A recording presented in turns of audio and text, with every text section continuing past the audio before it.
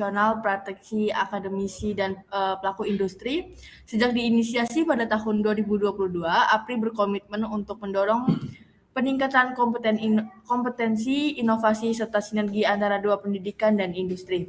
Bagi teman-teman yang pengen menambah relasi dan upgrade skill, nanti boleh banget untuk gabung jadi anggota APRI. Info lengkapnya bisa dicek langsung di website apriid.org.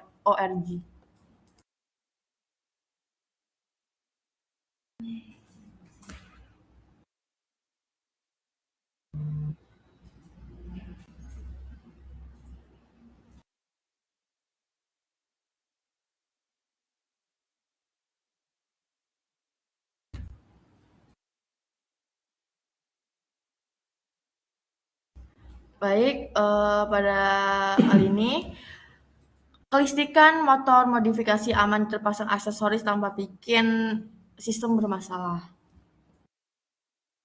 Sebelumnya, perkenalkan nama saya Firdaus Auditya Ramadhani dengan email dan WhatsApp sebagai berikut. Untuk lisensi dan sertifikasi yang saya miliki, saya memiliki beberapa lisensi dasar yang sudah saya terapkan di layar, dan pengalaman kerja untuk saat ini saya bekerja di PT Rezeki Mekanik Indonesia, lalu di Seven Karya, lalu di PT Octopus Eksekutif, lalu di PT Kereta Api Persero, lalu di SMKN 7 Semarang, dan PT Sanjaya AHM. Sedikit info tentang Dokter Mekanik Academy. Dokter Mekanik Academy adalah lembaga pelatihan resmi di Indonesia yang terdaftar sebagai lembaga pelatihan kerja atau LPK di bawah Kementerian Ketenagakerjaan Vocation Identification Number atau FIN 240410002 dan lembaga khusus dan pelatihan atau LKP di bawah Kementerian Pendidikan nomor pokok sekolah atau NPSN K999404.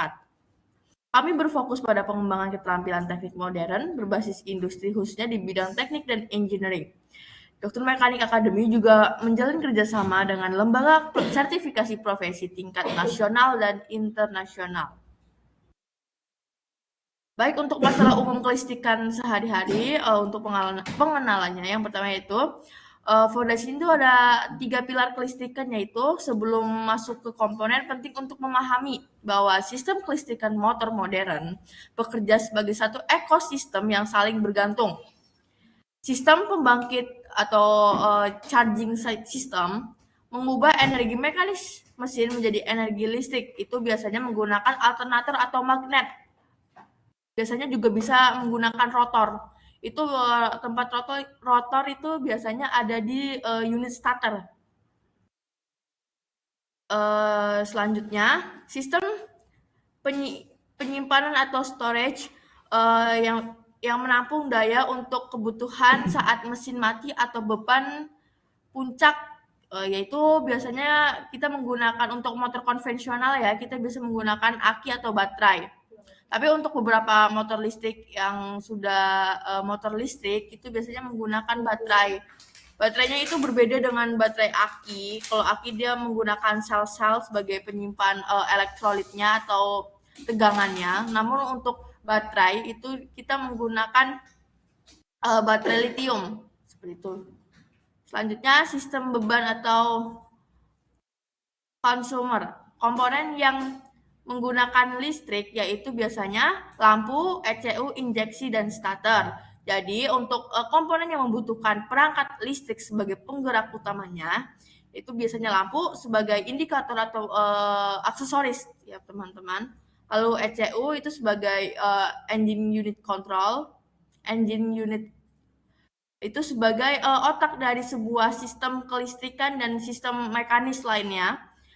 Injeksi yaitu sebagai untuk menyemprotkan bahan bakar ke ruang bakar, dan starter saat kita menghidupkan, karena di starter itu saat kita menekan starter pada motor itu akan mengirim sinyal ke rotor yang ada di unit starter tersebut, dan rotor itu akan bergerak menghasilkan daya magnetik seperti itu. Jadi untuk rangkaiannya seperti berikut ini. Dari aki negatif biasanya ke grounder. Untuk positif biasanya kita ke fuse Guna fuse di sini yaitu salah satunya sebagai pengaman dari sebuah kelistrikan, karena di fuse ini menahan dari ledakan listrik yang dapat merusak komponen, teman-teman. Jadi seumpamanya ada lonjakan listrik dari aki, itu tidak langsung kena ke komponen elektronik, tapi dicegah dulu oleh fuse. Biasanya fuse ini kalau lonjakannya sudah besar, biasanya fuse akan putus.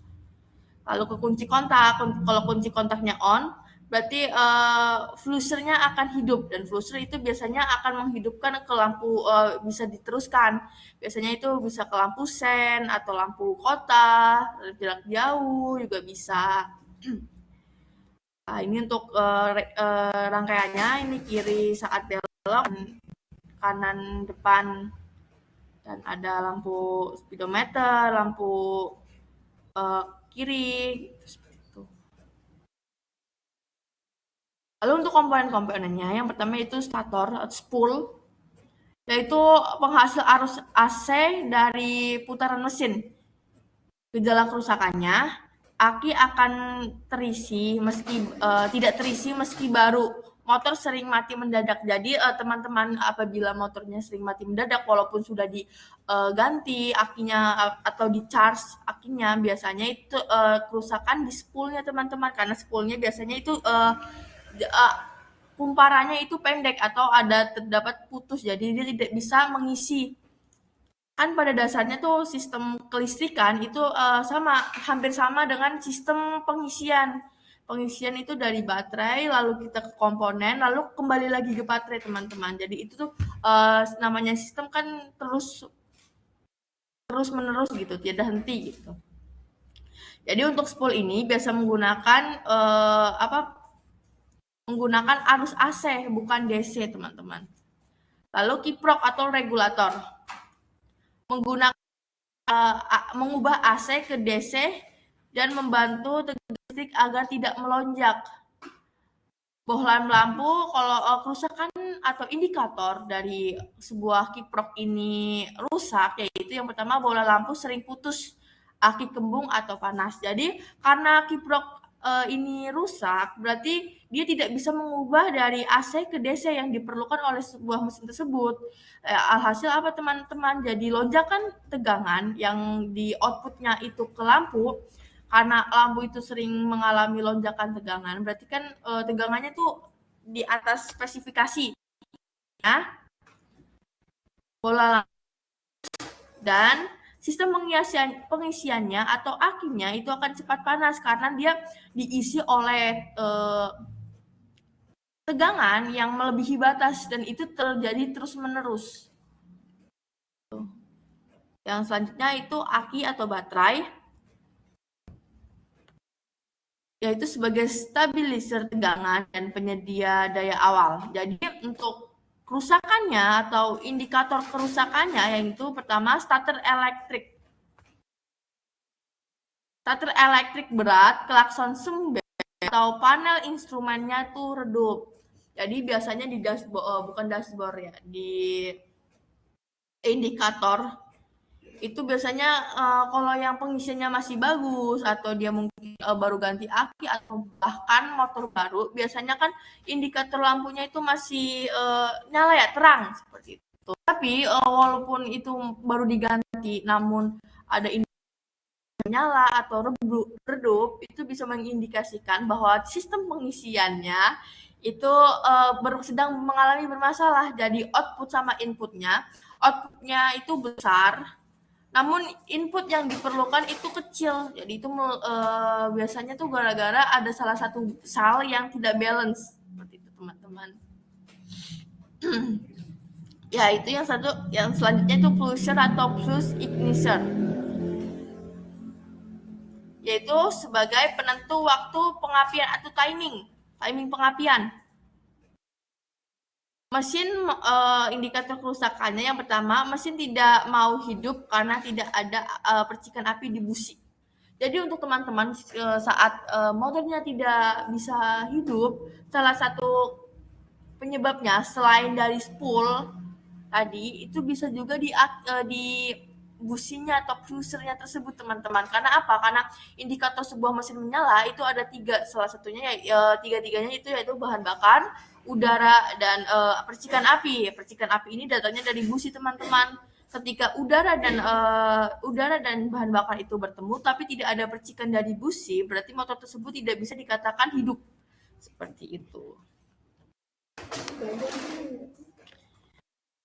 Nah, ini untuk salah satu komponennya atau rangkaian dari sistem kelistrikan. Itu yang pertama dari baterai. Baterai ini seperti biasa untuk arus negatif itu ke grounder. Nah, untuk arus positifnya itu bisa disalurkan ke kunci kontak pertama. Jika kunci kontaknya on, dia langsung untuk bisa menghidupkan untuk ke starter, teman-teman. Di sini ada starter dan di starter di sini terdapat solenoid. Gunanya solenoid ini sebagai balance apa menyamakan.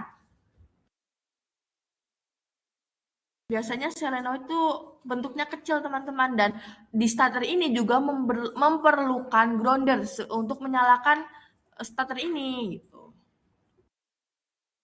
Lalu starter bisa memutar alternator dan mesin alternator tersebut akan menghidupkan mesin dan menjadikan sebuah gaya sentrifugal untuk menghidupkan sistem mekanik yang ada di sebuah mesin tersebut. Seperti itu.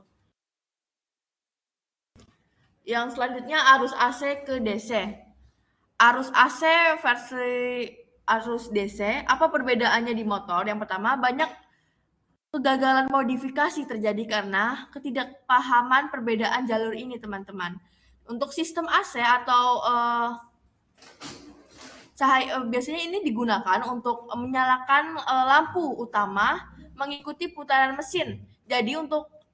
Jadi jika gas ditarik, lampu akan terang. Beban utama langsung dari spool. Jadi untuk menghidupkan lampu pada sistem kendaraan biasanya menggunakan arus AC. Nah, ini arus AC-nya itu dihasilkan oleh spool saat motor tersebut sedang diputar, teman-teman. Lalu sistem listrik DC, cahaya lampu lebih stabil sejak kunci motor itu on. Beban utama diambil dari aki. Sistem ini wajib untuk motor injeksi karena suplai arus dari ECU harus stabil. Jadi teman-teman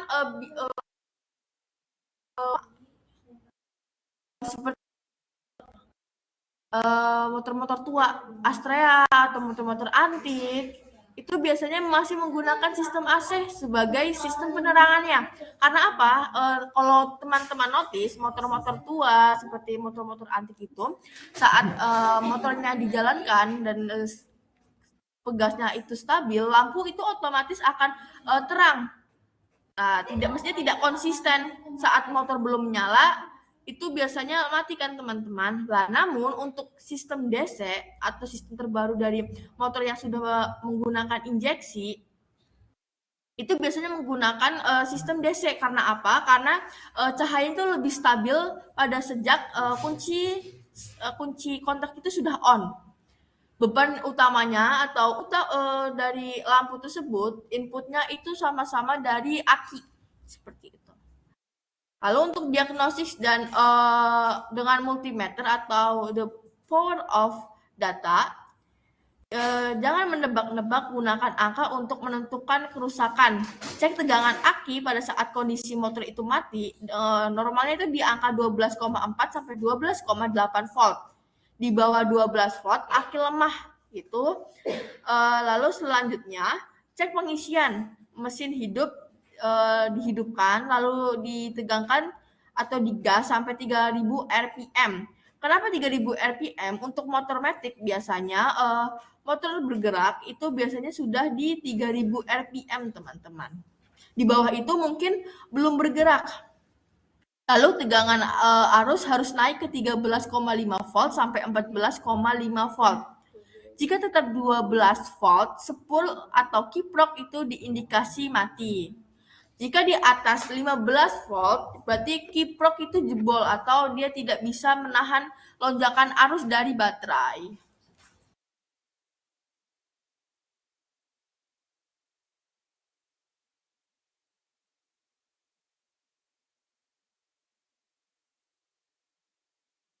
tulisannya. Yang kelima, keamanan dan modifikasi. Itu saat setelah kita melakukan modifikasi. Yang pertama, menghindari resiko kebakaran atau hubungan arus pendek atau short circuit.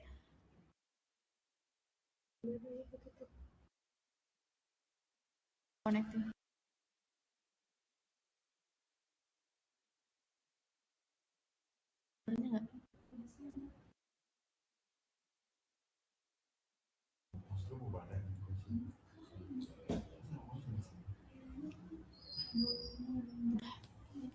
Maaf teman-teman,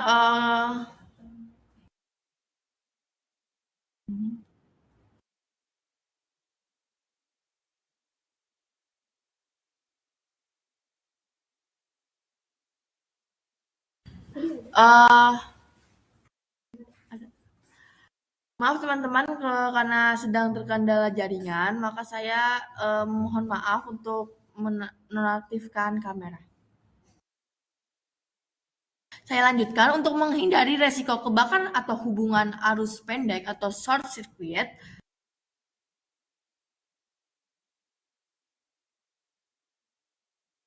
berlangsung. Sikring adalah pengorbanan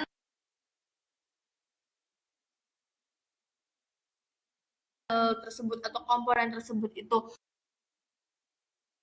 Yang paling pertama terkena itu fuse. Jadi teman-teman tuh jangan kayak mengide mau jumper gitu, biar kelistrikannya tuh mungkin ditambahin aksesoris gitu. Yang selanjutnya, kerapihan sambungan, gunakan plastik. Biasanya untuk menghindari oksidasi dan kebocoran arus. Jadi karena ini menggunakan arus ya teman-teman, dan itu 12,8 volt itu lumayan bisa untuk membakar. Jadi kalau menggunakan isolasi yang berbahan plastik, indikatornya pertama tuh dapat terbakar dengan mudah. Jadi untuk safety kita menggunakan isolasi dengan yang bakar.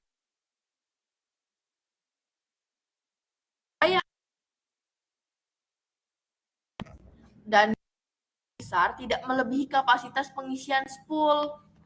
Agar apa? Agar pengisiannya juga tetap berjalan, output inputnya tetap sama, dan keberlangsungan dari komponen tersebut juga umurnya panjang seperti itu.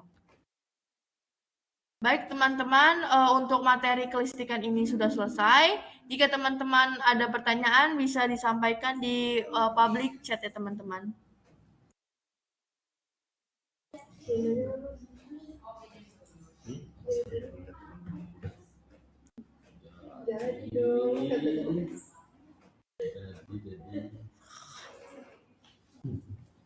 Mas Rama juga mau nanya pasti.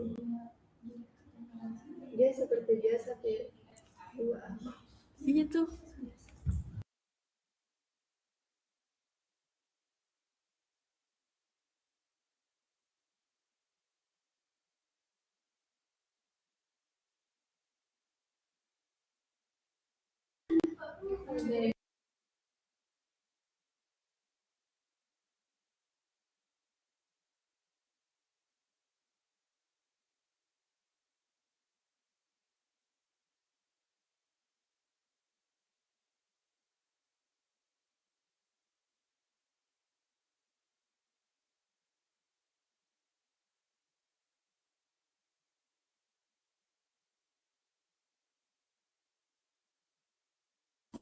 Ada, sabar. Aduh.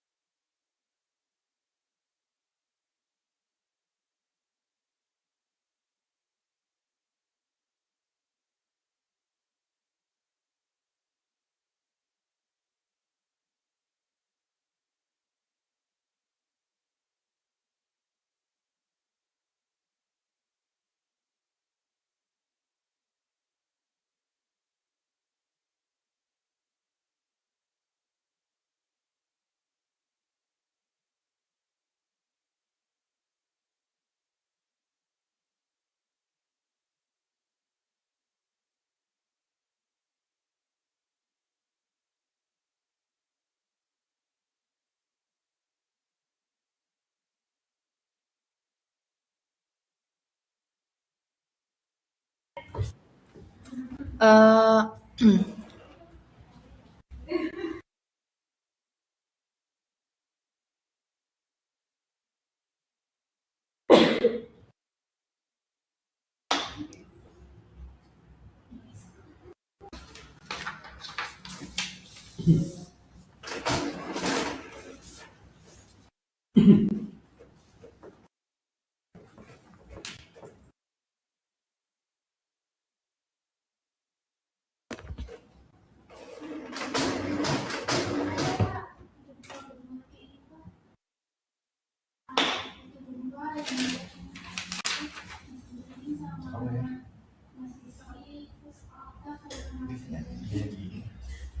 Cukup.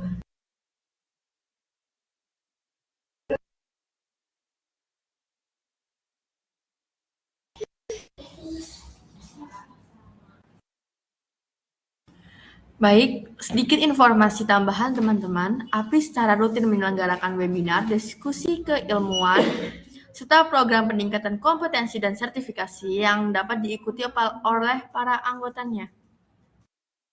Dengan bergabung menjadi anggota APRI, teman-teman bisa mendapat banyak benefit, mulai dari akses ke webinar, bahkan menjadi narasumber dan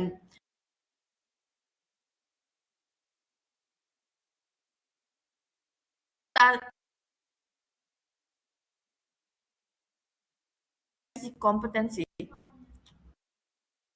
Kalau teman-teman berminat gabung jadi anggota APRI, informasi keanggotaannya bisa langsung dicek di website aprid.org.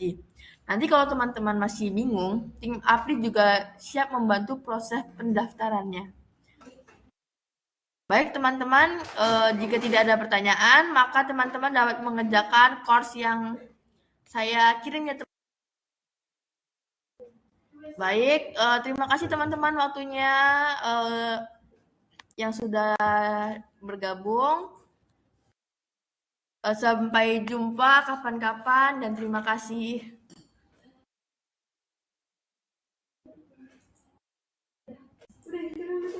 Iya. Sampai jumpa kapan-kapan. Terima kasih. Sampai jumpa di lain waktu. Ya, suka-suka bocah.